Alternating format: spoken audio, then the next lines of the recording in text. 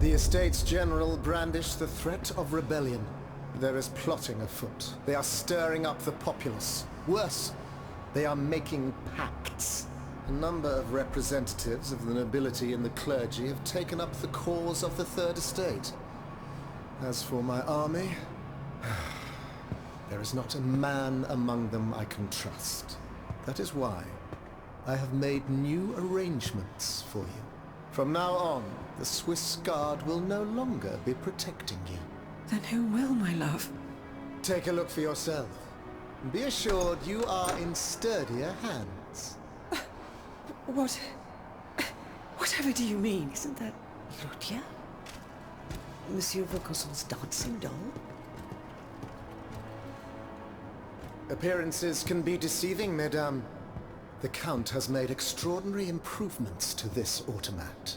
Aegis, this is Her Majesty the Queen. You are now to serve her. Make sure no harm comes to her, and obey the orders she will give you. Madame, I am at your service. Bartolessa? He can speak. This makes no sense. This is sorcery. Make no mistake, mesdames, it is science, which we owe to the work of the Count, and which will soon be made known to the entire world.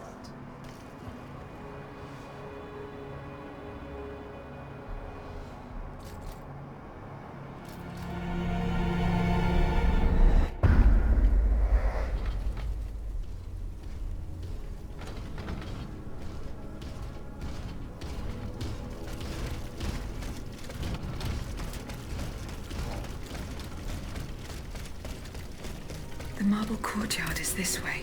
Someone is expecting me. I can feel it. I must prepare for the worst.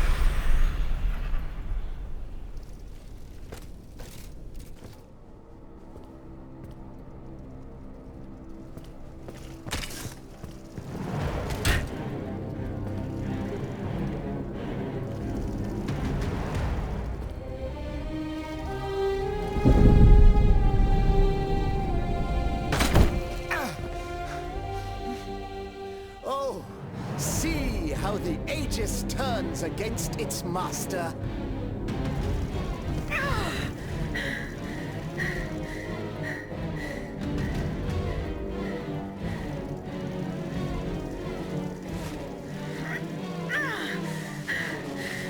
You are not my master, tyrant!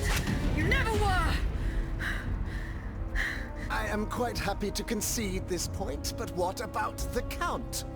Have you forgotten that he gave you life and whispered the order that animates you? Look how he runs, the coward! Do you understand what he has in mind? La pauvre enfant, sleeping so sweetly, she won't be dreaming for long now! Croissant! Athenais!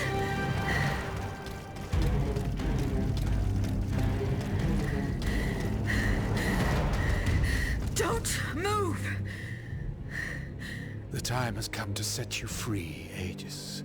This whore's soul has poisoned your cogs for too long. Adieu, sad puppet. No! Bonté divine, I don't want to die.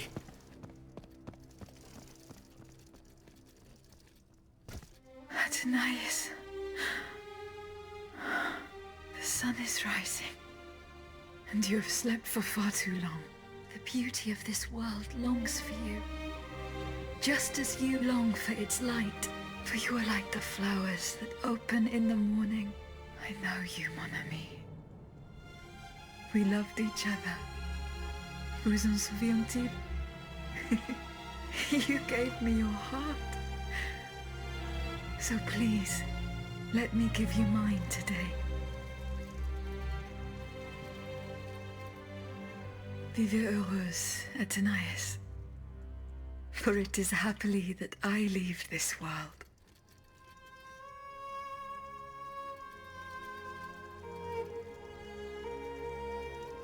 This way, monsieur.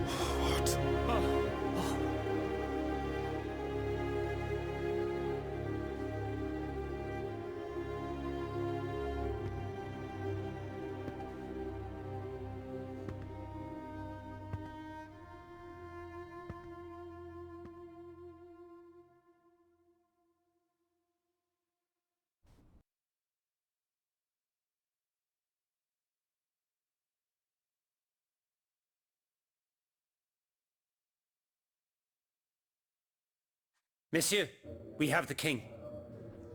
It is now up to us to wield his scepter. In this trying time, crucial decisions must be made without delay. First and foremost, we must take back Paris. And how do we do that, mon Dieu? There are automats everywhere, and they are constantly regenerated by their crimes. We have the king.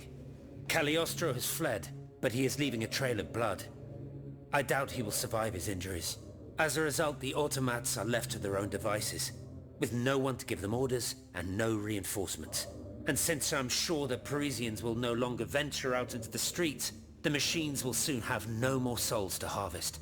Sooner or later they will no longer be able to move and, par la grâce de Dieu, will become inanimate objects again. It's a matter of days, weeks at most. Mais ensuite, once peace has been restored, what of the kingdom? This is indeed a crucial issue. Leaving the nation without a government would expose it to the greatest danger. Worse, it would condemn it to civil war. Eh bien quoi, monsieur? Can you not govern together? Unfortunately, the disagreements that divide our assembly run far too deep.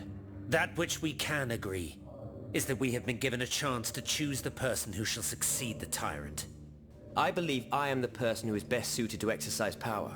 Of course, I will only hold office for as long as it takes to set up a new assembly and a government of the people. For the French will no longer tolerate a king. We can be sure of that. Are you joking? What have you done that would convince us to let you take down the monarchy? Answer, Monsieur de Robespierre. You have our full attention. Monsieur, I rest my case. Very well. We must now make our decision. I pray that each of us shall respect this decision and set aside our personal interests for the sake of peace and the common good. Who among you approves the appointment of Monsieur Maximilien de Robespierre?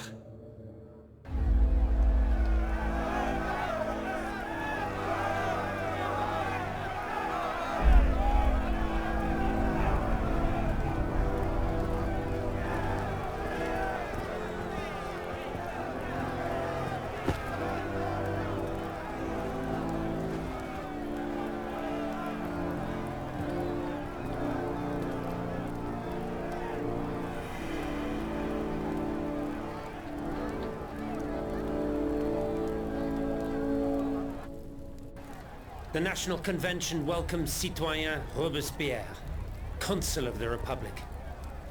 Citoyen Louis de Bourbon, former King of France. In the name of the French people, in light of the innumerable crimes of which you have been found guilty, the members of the National Convention, meeting as an extraordinary court, have voted to sentence you to death. The sentence will be carried out on the hour. Now that justice has been done, the nation is ready to hear your last words.